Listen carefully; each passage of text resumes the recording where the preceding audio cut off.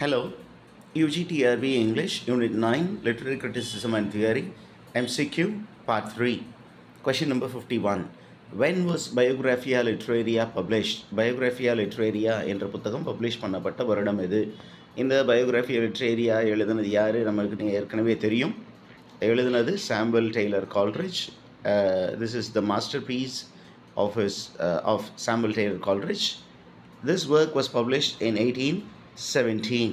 So, இது related informations கொஞ்சம் gather பண்ணி வச்சிட்டிங்கன்னா it will be very useful. Okay, very good. Now, question number 52. Who are the two literary figures on whom Coleridge made a deliberate and detailed study in literary criticism? Samuel Taylor Coleridge வந்து ரெண்டு முக்கியமான literary ஃபிகர்ஸை பற்றி பயங்கர in-depth study பண்ணியிருக்காரு. யாரை பற்றி ரொம்ப in-depth study பண்ணியிருக்கிறாரு அப்படிங்கிறது தான் நமக்கு கொஷின். ஓகே, அந்த இரு பெரும் லிட்ரரி ஃபிகர்ஸ் யார் அப்படின்னு பார்த்தீங்கன்னா it is Shakespeare and Milton. Shakespeare பற்றியும் மில்டனை பற்றியும் சாம்பல் டெய்லர் கால்ரிட்ஜ் வந்து நல்ல டீப் ஸ்டடி பண்ணியிருக்கிறாரு அப்படிங்கிற இன்ஃபர்மேஷன். ஏன் அப்படின்னா அது லிட்ரரி கிரிட்டிசிசம் பேப்பர், அதனால் இந்த மாதிரி இன்ஃபர்மேஷன்ஸ் நம்ம கேதர் பண்ணி வச்சுக்கணும். Question number 53. Which English critic was the first to build literary criticism on a philosophical foundation from German philosophy? German philosophy-யை பேஸ் பண்ணி தன்னுடைய லிட்ரரி கிரிட்டிசிசத்தை அமைத்த ஒரு இங்கிலீஷ் கிரிட்டிக் யார் அப்படின்னு கேட்குறாங்க. அப்போ நமக்கு தெரிய வேண்டியது what is the German philosophical foundation அப்படின்னு கேட்டிங்கன்னா it is called German idealism. German ஐடியலிசத்தம், அந்த ஜெர்மன் ஐடியலிசத்தை பேஸ் பண்ணி தான் சாமுவல் டெய்லர் கால்ரிட்ஜுடைய ஐடியாலஜி மாறியது அப்படின்னு ஹாஸ்லெட் வந்து my first acquaintance with poets அப்படிங்கிற அந்த எஸ்ஸேயில் சொல்லுவார். When Samuel Taylor Coleridge went to Germany and when he returned as a conservative அப்படிங்கிற இன்ஃபர்மேஷன் ஹாஸ்லெட் தன்னுடைய எஸ்ஸேயில் பதிவு பண்ணுறாரு. அண்ட் அந்த கான்சர்வேட்டிவிசம் அப்படிங்கிற இதில் வந்தது அப்படின்னா it is German idealism and the person is Samuel Taylor Coleridge. Okay, Samuel Taylor Coleridge is moved by German idealism அப்படிங்கிற கான்செப்ட். ஓகே டீச்சர்ஸ், இந்த கான்டெக்ஸ்டில் உங்களுக்கு சொல்ல வேண்டியது என்ன அப்படின்னா நம்மளோட வீடியோஸ் எல்லாம் நீங்கள் ரெகுலராக பார்த்துட்ருக்கீங்க. I am very happy about it. இன்னும் நிறைய வீடியோஸ் உங்களுக்கு எக்ஸாமுக்கு முன்னாடி நிறைய வீடியோஸ் கொடுக்க இருக்கேன். நமக்கு என்ன தெரியும் இன்னும் உங்களுக்கு சொல்ல விரும்புகிறேன் அப்படின்னா நம்மளுடைய ப்ளேலிஸ்ட், அந்த ப்ளேலிஸ்ட்டில் இன்ன வரைக்கும் நம்ம நிறைய யூனிட்ஸில் வீடியோஸ் அப்லோட் பண்ணியிருக்கேன், எம்சிக்யூ அப்லோட் பண்ணியிருக்கேன். எல்லாமே ப்ளேலிஸ்ட்டில் நீங்கள் செக் பண்ணி பார்த்தீங்கன்னா எல்லா வீடியோஸும் கரெக்டாக அந்தந்த யூனிட் படி எல்லாமே கேட்டகரைஸ் பண்ணி அந்தந்த யூனிட்ஸில் போட்டு வச்சுருக்கிறேன். So you can make use of it. The second thing is a test series in progress, and அந்த டெஸ்ட் சீரீஸ் வந்து ஆல்மோஸ்ட் 10 யூனிட்ஸ் நம்ம ஃபுல்லாக கவர் பண்ணிடுவோம். Per unit 75 questions. அதே மாதிரி ஒரு 3 மாடல் டெஸ்ட் கண்டக்ட் பண்ண போகிறோம். ஒவ்வொரு மாடலுக்கும் 150 questions இருக்கும். அந்த டெஸ்ட்டு எப்படி ஜாயின் பண்ணுறது, ஷெட்யூல் என்ன, எல்லாமே நம்ம டீட்டெயில்ஸில் நம்ம கொடுத்துருக்குறோம். நம்ம டிஸ்கிரிப்ஷனில் உங்களுக்கு எல்லா இன்ஃபர்மேஷனும் கொடுக்கப்பட்டிருக்கு. So those who wish to join can make use of it and join. Okay, very good. Now we move on to question number 54. What term is used to describe Coleridge's reading of German philosophers in shaping his critical insight? இப்போ Samuel Taylor Coleridge என்ன பண்ணார் அப்படின்னா German ஃபிலாசபர்ஸை நிறைய படித்தார். அந்த நிறையா படித்த விஷயங்களில் ஒவ்வொரு ஃபிலாசபர்கிட்ட இருந்தும் பெஸ்ட்டான ஐடியாஸை என்ன பண்ணார், he had taken it and he had shaped his critical insight. Okay, ஒரு கிரிட்டிக்காக ஆகிருக்கிறாரு அப்படின்னா அது by his vast reading of German philosophers. இப்படி ஒவ்வொரு ஜெர்மன் ஃபிலாசபர்கிட்டும் பெஸ்ட்டாக இருக்கிற ஒரு விஷயத்தை உள்வாங்கி தனக்கான ஒரு வழிமுறையை தேர்ந்தெடுத்தார். இந்த அப்ரோச்சுக்கு பேர் என்ன அப்படின்னு கேட்டிங்கன்னா it is called eclectic approach. நார்மலாக என்ன பண்ணுவோம்னா யாரோ ஒரு ஐடியாலஜிஸ்ட், ஒரு திங்கர், அந்த ஒரு திங்கருடைய ஐடியாலஜி அப்படியே ஃபாலோ பண்ணுறது ஒரு அப்ரோச். ஆனால் என்ன அப்படின்னா நிறைய பேரை படித்து நிறைய பேர்கிட்ட இருக்கக்கூடிய பெஸ்ட்டான திங்ஸை அப்படியே உள்வாங்கி நமக்கான ஒரு வழிமுறையை உருவாக்கிக்கிறது. That is call eclectic. So the approach of Coleridge is called eclectic approach. Eclectic approach. Very good. Now moving on to the next question. Who is the author of the work The Sacred Wood? And the Sacred Wood அப்படிங்கிற அந்த ஒரு critical work உடைய author யார்? இதுதான் நமக்கு question. The answer is T.S. Eliot. இப்போ நீங்கள் பண்ண வேண்டியது என்ன அப்படின்னா, The Sacred Wood, what type of work, when was it published? What,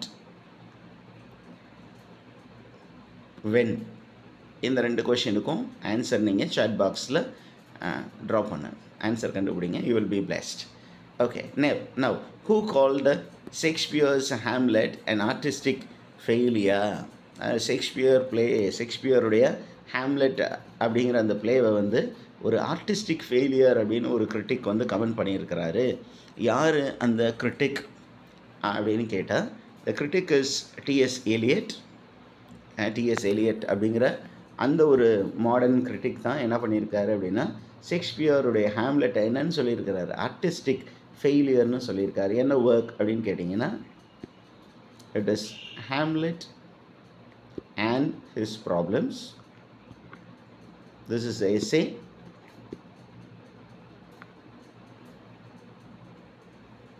and இந்த essay is a very important essay. ஏன் அப்படின்னா, அவர் ஒரு டேர்மை வந்து காயின் பண்ணுறதுல சிறந்தவர் வந்து T.S. Eliot. அப்போ இந்த ஹேம்லெட் அண்ட் ஹிஸ் ப்ராப்ளம்ஸ் என்ன இயர், என்ன டேர்ம் இதில் அவர் யூஸ் பண்ணார், what literary term did T.S. Eliot employ in Hamlet and his problems அப்படின்னு நீங்கள் கண்டுபிடிச்சி சாட்டில் போடுங்க. Very good. Now we move on to the next one. Who was the author of Lives of Poets? இந்த Lives of Poets அப்படிங்கிறது ஒரு இம்பார்ட்டண்ட்டான work. Lives of eminent English poets and ஒரு 52 biographies இருக்கு. The 52 biographies, how were they arranged and who was the author அப்படிங்கிற information, அதுதான் இந்த கொஷினுடைய main focus. This work was the major contribution made by Dr. Samuel Johnson. And இந்த work வந்து நிறைய விதத்தில் நமக்கு யூஸ்ஃபுல்லாக இருக்க போகுது. ஏன் அப்படின்னா, இதில் பார்த்தீங்கன்னா லைவ்ஸ் ஆஃப் போயட்ஸில் தான் while speaking with Abraham Cavale, Dr. Samuel Johnson first mentions about metaphysical poets. Abraham Cavale அப்படிங்கிறதுல அது அந்த ஒரு ஒர்க், அந்த ஒரு ரைட்டரை எடுத்து பேசும்பொழுது தான் என்ன சொல்கிறார் அப்படின்னா, அப்ரஹாம் கவலேவை பற்றி சொல்லும் பொழுது he tries to criticize John Donne. John Donne affects the metaphysics அப்படின்னு சொல்கிறார். ஓகே, அவருடைய ஒர்க்ஸை பற்றி ரொம்ப நெகட்டிவாக தான் பேசியிருப்பார். So this work is very very important, lives of poets. So அதை பற்றி கொஞ்சம் ஒரு ஸ்டடி பண்ணி வச்சிங்கன்னா it would be very useful. Now moving on to 58, in which essay did T.S. Eliot put forward the idea of dissociation of sensibility? T.S. Eliot அப்படிங்கிற அந்த modern critic, T.S. Eliot என்ற modern critic தான் என்ன பண்ணுறாரு, ஏதோ ஒரு எஸ்ஸேயில் dissociation of sensibility அப்படிங்கிற கான்செப்டை முன்வைத்து இருக்கிறார். என்ன ஒர்க் அப்படின்னு கேட்டிங்கன்னா, it is the metaphysical poets. பயங்கரமான ஒரு எஸ்ஸே. அந்த எஸ்ஸேயில் பார்த்தீங்கன்னா மெட்டஃபிசிக்கல் போயட்ஸை பற்றி சொல்லும் பொழுது என்ன சொல்கிறார் அப்படின்னா, 17th centuryயில் தான் இந்த டிசோசியேஷன் ஆஃப் சென்சிபிலிட்டி அப்படிங்கிறது வந்தது. Okay, dissociation of sensibility crept in the 17th century with a group of poets called metaphysical poets. What is dissociation of sensibility அப்படின்னு கேட்டிங்கன்னா, அதற்கு முன்னாடி there was something called association of sensibility. ஒன்றும் கிடையாது, ஒரு external input வருது, நமக்கு sense organs இருக்குது. அதில் major sense organ is I. இந்த கண் என்ன பண்ணுது அப்படின்னா, it receives input from the world. இந்த உலகத்திலிருந்து நிறைய இம்ப்ரெஷன்ஸை உள்வாங்குது. அந்த இம்ப்ரெஷன்ஸை நம்ம ஒரு விஷயத்தை பார்த்த உடனே நமக்கு என்ன ஆகுது அப்படின்னா, 2 விஷயம் சிமல்டேனியஸாக அக்கர் ஆகுது. ஒரே நேரத்தில் 2 விஷயம். ஒன்று வந்து feeling, the other one is thought. இது ரெண்டும் உடனே அப்படியே அசோசியேட் ஆகிடும். ஏன் இப்படி அசோசியேட் ஆகும் பொழுது தான் நமக்கு வந்து போயட்ரியே உருவாகுது. That is called association of sensibility. Association of sensibility அப்படிங்கிறது ரொம்ப நார்மலான ஒரு விஷயம். ஆனால் 17th centuryயில் வந்த இந்த people, the poets called metaphysical poets with superior intellect, with their philosophical bent of mind, என்ன பண்ணாங்கன்னா, they had the rare gift of dissociating these two sensibilities. தாட்டையும் ஃபீலிங்கையும் பிரித்து in varied way they brought together thought and feeling. Thought and feeling டக்குன்னு வரும், ரெண்டும் அப்படியே associate ஆகிடும். அப்போ ரொம்ப சிம்பிளாக வெளியில் வரும் ஒரு பொயட்டிக் அவுட்புட். ஆனால் இவங்க என்ன பண்ணாங்கன்னா, ஒரு ஃபீலிங் வந்தது, அந்த தாட்டும் வந்தது, இவங்க ரெண்டையும் என்ன பண்ணாங்க, பிரித்து வேறு ஒரு காம்பினேஷனில் நமக்கு கொடுத்தாங்க. இப்போ ஒரு ஃப்ளவரை பார்க்குறோம், அந்த ஃப்ளவரை பார்த்தோன்னு ஒரு ஃபீலிங் வருது. ஓகே, ஒரு கேர்ள், ஒரு ஃப்ளவர். ஏன்னா இது ரொம்ப சிம்பிளான எக்ஸாம்பிள். ஒரு பெண்ணுடைய முகத்தை பார்க்குறோம், அது நிலவை போல் இருந்தது அப்படின்னு சொல்கிறது ரொம்ப சிம்பிள். நிலவை, ஒரு பெண்ணை பார்த்தேன், நிலவை பார்த்தேன், நிலவில் ஒளி இல்லை அப்படின்னு எழுதுனா அது வந்து அசோசியேஷன் ஆஃப் சென்சிபிலிட்டி. இதிலே டிசோசியேஷன் ஆஃப் சென்சிபிலிட்டி என்ன சொல்கிறோம் அப்படின்னா, ஒரு பெண்ணுடைய முகத்தை பார்க்குறோம், அப்புறம் ஆட்டோமேட்டிக்காக இந்த மெட்டஃபிசிக்கல் போயிட்ஸ் என்ன பண்ணுவாங்கன்னா, ஒரு ஃபீலிங் வருது. அந்த ஃபீலிங்கில் the face of the girl is glowing அப்படின்னோடனே, அதே மாதிரி பார்த்திங்கன்னா என்ன பண்ணுறாங்க அப்படின்னா, அந்த பக்கம் பார்க்குறாங்க, அங்கே வந்து ஒரு காஸ்ட்லி ஒரு மெட்டல், மேபி அது கோல்டாக இருக்கலாம் அல்லது பிளாட்டினம், அங்கேயும் ஒரு க்ளோ இருக்குது. அப்போ என்ன சொல்கிறான், the face of the girl is shining like platinum அப்படின்னு சொன்னால், இது என்னையா இப்படி காம்பினேஷன் கொடுத்துருக்கீங்க அப்படின்னு கேட்டால், this is called dissociation of sensibility. நம்ம தாட்டையும் ஃபீலிங்கையும் பிரித்து வேறு ஒரு மாதிரி கொடுக்குறது. Okay, now coming to 59. In which essay did Eliot use the word objective correlative? Objective correlative அப்படிங்கிற அந்த ஒரு டெர்மினாலஜியை எந்த ஒரு எஸ்ஸேயில் டிஎஸ் எலியட் பயன்படுத்தினார் அப்படின்னு கேட்டிங்கன்னா, இட் இஸ் இந்த essay Hamlet and his problems. முன்னாடி கொஷின் கேட்குறது, பின்னாடி இன்னொரு கொஷின் வைக்கிறது, இதுதான் நம்முடைய style. Okay, now who coined the term grand style, அல்லது காயின் த டேர்ம்னு சொல்கிறத விட whose work is considered to be associated with the tradition of grand style. Grand style அப்படிங்கிறது ஒரு ட்ரெடிஷன். அந்த ட்ரெடிஷனோட யாருடைய ஒர்க் அசோசியேட் ஆகும் அப்படின்னு கேட்டிங்கன்னா, it is Matthew Arnold. Matthew Arnold was the theorist who worked with grand style. Very good. Now, next question. Who wrote the book Culture and Anarchy?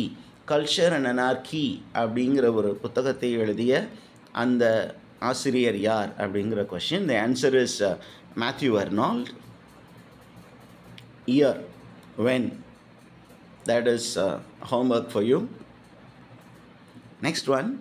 Which literary critic coined the term fancy? அல்லது coin the term அப்படிங்கிறது கூட சில நேரங்களில் it can be controversial terminology. ஏன் அப்படின்னா, ஃபேன்சிங்கிறது அதற்கு முன்னாடி இல்லையா சார் அப்படின்னு கொஷின் வரும். அதெல்லாம் நம்ம என்ன பண்ணுவோம், அந்த கொஷினால் ஸ்லைட்டாக இங்கே ஆன்லைனில் மாடிஃபை பண்ணுவோம். என்ன அப்படின்னா, a man who is an authority with the concept called fancy, imagination, fancy, இந்த ரெண்டிற்குமான வேறுபாடு கொடுத்த அந்த பெருந்தகை யார், அந்த கிரிட்டிக் யார்? A man who contributed a lot to the concept of imagination and fancy யார் அப்படின்னு கேட்டால், இட் இஸ் சாமுவல் டெய்லர் கால்ட்ரிட்ஜ். இப்போ நீங்கள் பண்ண வேண்டியது, நாங்கள் சார் எப்படி படிக்கிறது அப்படின்னு கேட்டிங்கன்னா, what is the definition of imagination and what is the definition of fancy by Samuel Taylor Coleridge. அப்புறம் what are the characteristics of imagination, what is the characteristic of fancy given by Samuel Taylor Coleridge, right? அப்புறம் primary imagination, secondary imagination, இதை பற்றியும் information gather பண்ணோம். Sir இதை பற்றி நீங்களே சொல்லுங்கள் அப்படின்னு சொன்னீங்கன்னா, ஏற்கனவே நம்ம இதை பற்றி ஒரு வீடியோ போட்டிருக்கோம். போய் அந்த வீடியோஸை கொஞ்சம் அப்படியே என்ன பண்ணுறீங்க, அப்படியே எடுத்து கொஞ்சம் ப்ளே பண்ணி பார்த்துக்கோங்க. Okay, now coming to question number 63. The term SM plastic, okay, SM plastic is associated with Samuel Taylor Coleridge. In the SM plastic power of imagination, SM imagination தான் அவர் என்னன்னு சொன்னார்னா SM plastic power, imagination தான் அவர் என்னன்னு சொல்கிறாரு, he calls it as SM plastic power. SM plastic power அப்படின்னு சொல்லியிருக்கிறாரு யார், Samuel Taylor Coleridge. அப்போ SM plastic அப்படின்னா மீனிங் என்ன அப்படின்னா, it is nothing but shaping power.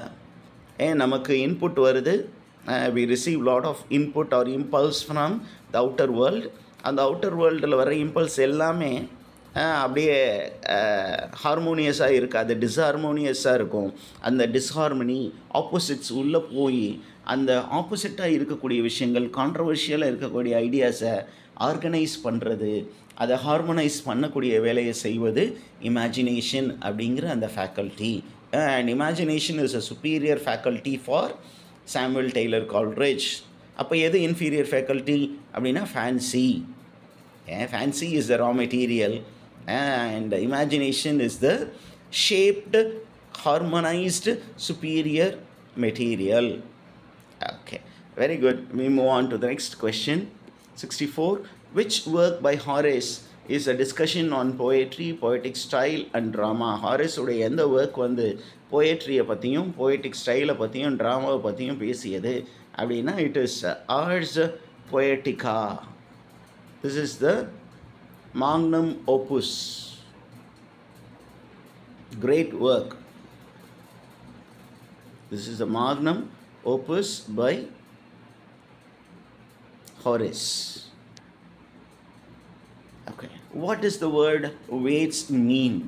And the weights அப்படிங்கிற வார்த்தை யார் சொன்னது அப்படின்னா, you will have a man by name Sir Philip Sidney. And Sir Philip Sidney, in an apology for poetry, he makes a reference to the Roman world and says in Roman world poets were considered to be weights. ஏன் அப்படின்னு சொன்னீங்கன்னா, அவர் வந்து அந்த ஒர்க்கில் he is defending poetry. அப்போ பாஸ்டில் பெரிய பெரிய சிவிலைசேஷன்லாம் போயட்ஸை வந்து பெரிய ஆட்களாக பார்த்துருந்தார்கள் அப்படின்னு சொல்லி போயட்ரி எலவேட் பண்ணணும். அதுதான் இவருடைய ப்ரொசீஜர். ஸோ weights என்றால் it comes from the Roman world. Okay, so it means a seer or a prophet. A seer or a prophet, a foreteller. அந்த மாதிரி அவங்கள டிவைனர் அப்படிங்கிற ஒரு ஸ்டேட்டஸில் வச்சுருந்தாங்க. Poets were seen as diviners in ancient civilizations. Next one, according to Sir Philip Sidney, what kind of poetry evokes pity? அவ்வளோதான் நமக்கு question ரொம்ப பெருசாக இருந்தாலும் நமக்கு தேவையானது அப்படின்னா இந்த ஒரு ஃப்ரேஸ் தான். நம்ம அந்த ஃப்ரேசஸ் வந்து ரொம்ப கேர்ஃபுல்லாக ரீட் பண்ணணும், keywords. What kind of poetry evokes pity? அப்போ அவர் அந்த ஒர்க்கில் என்ன சொல்கிறாரு அப்படின்னா, it is elegiac poetry which evokes pity. Elegy, mourning song, அதுதான் which evokes pity. Question number 67. Who called Dryden the father of English criticism? Okay, Dryden father of English criticism னு சொன்ன அந்த ஒரு கிரிட்டிக் யார் அப்படின்னு கேட்டிங்கன்னா, it is none other than Dr. Samuel Johnson. Samuel Johnson.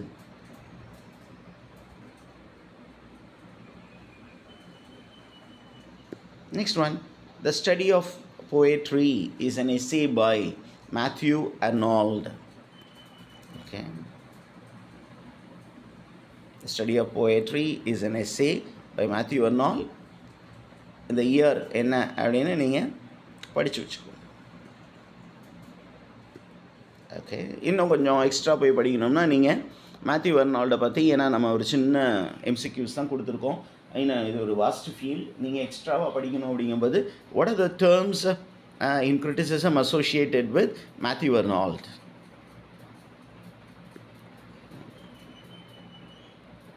Criticism terms. ஏன் அப்படின்னா நம்ம டீட்டெயில்டு நோட்ஸ் போடலை. ஏன் அப்படின்னா நீங்கள் ரிக்வெஸ்ட் பண்ணி எம்சிக்யூ மட்டும் கொடுங்க சார் போதும் இப்போ அப்படின்னு சொன்னீங்க. மேபி இன் ஃபியூச்சர் ஒருவேளை டைம் கிடைச்சதுன்னா I will try to get into this area. What are the terms associated with Matthew Arnold? அவருக்கு ஒரு சில டேர்ம்ஸ் இருக்குது. அந்த டேர்ம்ஸ் என்ன அப்படின்னு ஏதாவது ஒரு ஒர்க் எடுத்து நீங்கள் படித்து வைங்க. Now who defines poetry as criticism of life? ஏன் poetry-யை criticism of life அப்படின்னு டிஃபைன் பண்ண அந்த கிரிட்டிக் யார் அப்படின்னு கேட்டிங்கன்னா இட் இஸ் மேத்யூ வெர்னால்ட். எந்த ஒர்க்கில் அப்படின்னு நீங்கள் கண்டுபிடிங்க. In which work?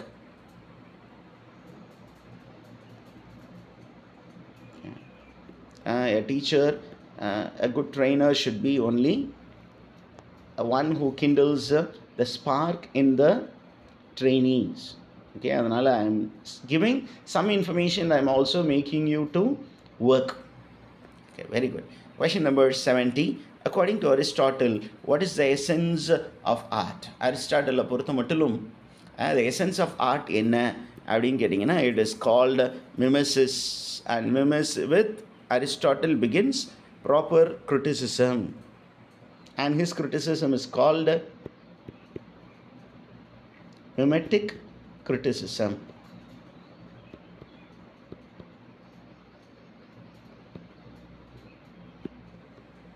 Question number 71. What does Aristotle equate mimesis with?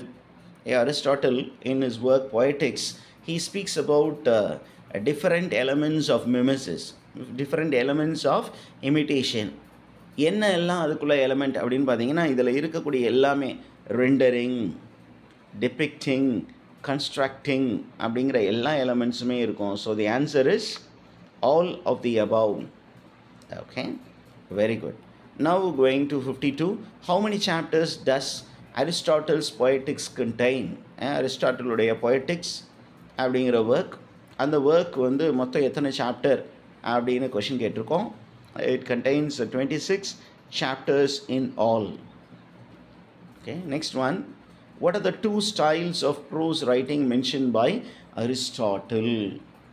The two types of prose style. Prose style பற்றி ஒரு பேஜ் இருக்கிறாரு அந்த புக்கில்.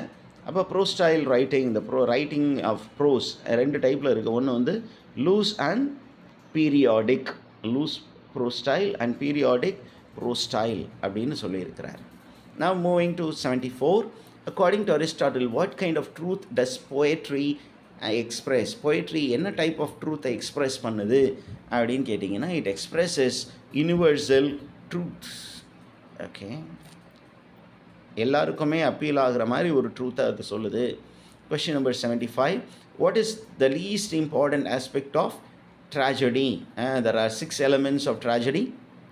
Okay, மொத்தம் எத்தனை எலமெண்ட்ஸ்? 6 elements. அந்த 6 elementsல ரொம்ப கம்மியான ஆர்டிஸ்டிக் ஆஸ்பெக்ட் உள்ள, ஸ்கோப் உள்ள எலமெண்ட் எது? அதுதான் நமக்கு question. And the answer is spectacle. Very good. Okay, I think we have come to the end of part 3. In part 4 you will have another 25 questions, so kindly stay tuned and prepare well for your exams, and please make use of the playlist which is given. And for those people who are looking for some kind of testing mechanism, உங்களுக்கு ஒரு MCQ test in progress இருக்குது அப்படிங்கிற information கொடுக்குறேன். அதற்கான details எல்லாமே நம்முடைய டிஸ்கிரிப்ஷனில் கொடுத்துருக்கேன். So kindly make use of it and benefit out of it. Thank you, teachers.